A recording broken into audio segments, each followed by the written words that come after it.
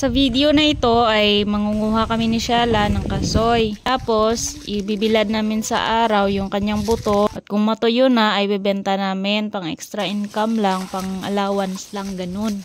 So ayun, fresh na, murag aswang later. Nagpalit nga pala kami dyan ni Shala ng jacket.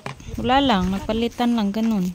Nandito na nga pala kami sa puno ng kasoy, and then si Shala na ang umakyat sa puno kasi gusto niya, tapos ako naman ang manguha ng mga kasoy na nilaglag niya pababa. Huwag po kayong mag-alala dahil nag-iingat naman si Shala sa pag-akyat at hindi naman ganoon kataas yung puno at mababa lang naman. Dalawa sana kami ang aakyat doon kaso siya lang kasi easy lang daw para sa kanya.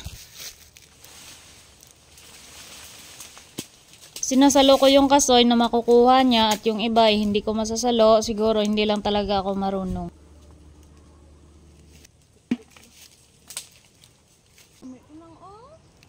So ayun, hindi siya nagtagal sa taas kasi nga wala naman masyadong bunga. At pagkababa niya, ay tinulungan niya na ako para kunin yung mga buto na nilaglag niya.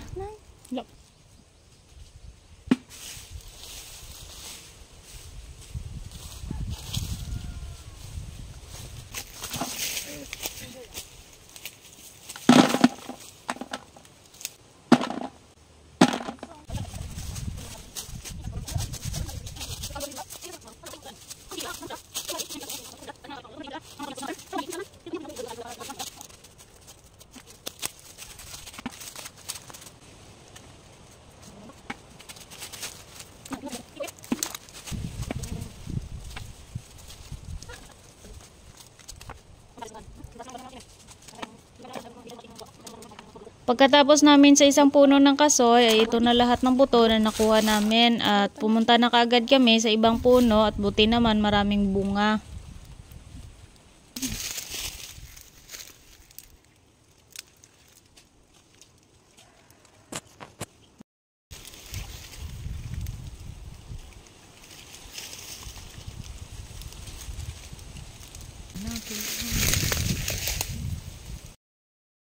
Hinog na hinog.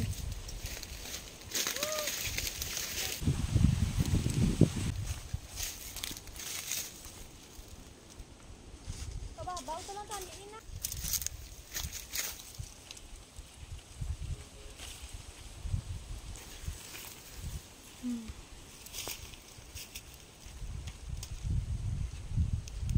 Wow.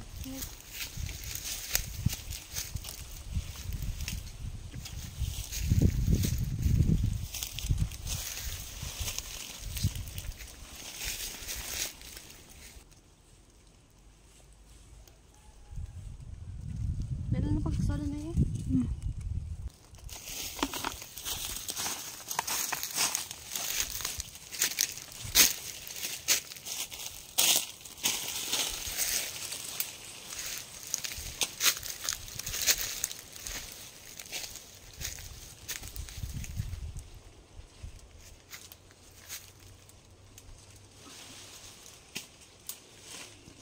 Taktakan ka da.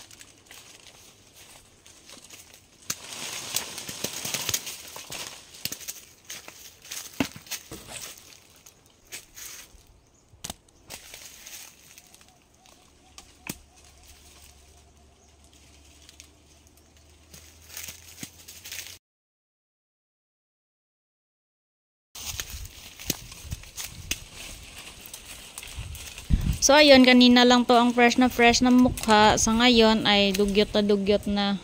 Pero okay lang yun, at least malinis na pamaraan para magkapera. At hindi naman po namin kinakahiya kung ano ang makikita nyo sa mga videos namin kasi yun din naman ang totoo.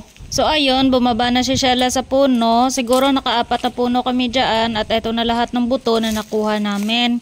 Hindi na puno ang balde kasi nga sobrang nagugutom na kami at niyaya ko na si Shala na umuwi. Gusto ko nga pala magpasalamat sa 402k followers namin. Maraming salamat po sa inyong lahat. Alam po namin na madami kayo na nakarelate sa ganitong buhay.